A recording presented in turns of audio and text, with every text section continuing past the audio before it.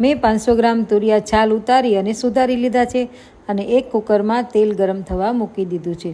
તેલ ગરમ થાય એટલે તેમાં રાઈ, લસણની કટકી, જીરું અને ચપટી અજમા અને હિંગ ઉમેરી અને તુરિયાને તેલમાં સાંતળવા નાખી દીધા છે। હવે તુરિયાને આ તેલમાં મિક્સ કરી અને ત્યારબાદ લાલ મરચું પાવડર અથવા તો લસણવાળી ચટણી, હળદર, ખાંડ અને નમક ઉમેરી અને સારી રીતે મિક્સ કરી દેવું। રસા માટે પાણી ન નાખવું, કેમ કે તેમાંથી પાણી છૂટે છે।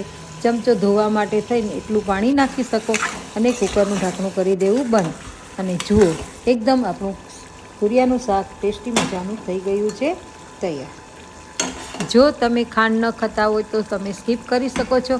આ તુરિયાનું શાક ખૂબ જ સરસ અને સ્વાદિષ્ટ અને આપણા શરીર માટે ખૂબ જ ફાયદાકારક છે। તો આપ ચોક્કસથી જરૂર બનાવજો અને મારી રેસીપી જોવા માટે મારા વિડીયોમાં આપ જરૂરથી જજો।